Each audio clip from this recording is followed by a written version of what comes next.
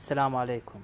اليوم راح احكي عن طريقة تبديل بطارية مفتاح فورد فوكوس بصمة، يعني مو شرط فوكوس. هذا المفتاح مثل ما تشوفوه قدامكم. اول شي راح اعلملكم شلون نطلع المفتاح لان هي بصمة. اضغط هنا دقمتين مثل ما تشوفوهن، هاي وبالجهة الثانية.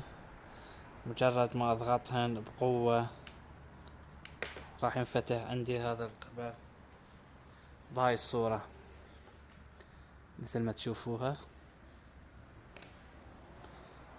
وراح يطلع المفتاح بهاي الطريقة مثل ما تشوفوا هنا. هذا المفتاح والبطارية بالداخل هنا. راح افتحها الى قطعتين.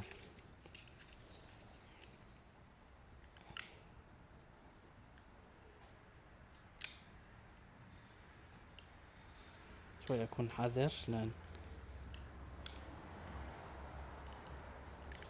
ما اذي المفتاح.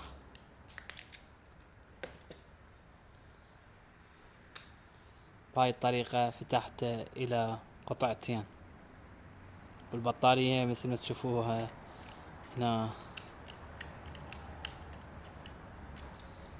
هاي البطارية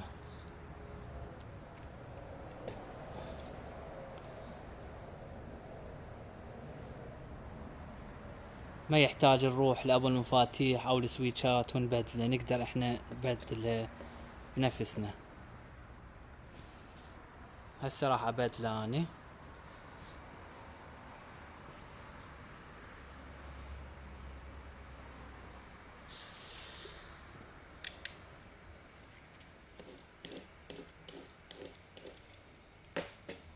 وهنا ارجع اركبه بهالطريقة.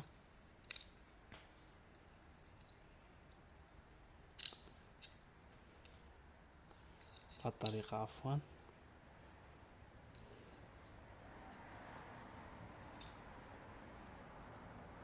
هالزائد هنا.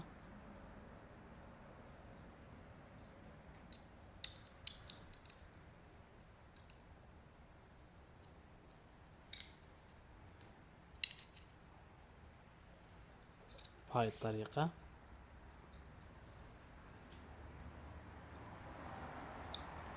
رجع الغطاء الثاني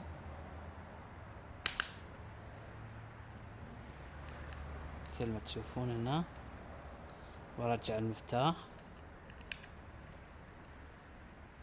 والقبض اول ما يقعد منا من قدام بهالطريقة.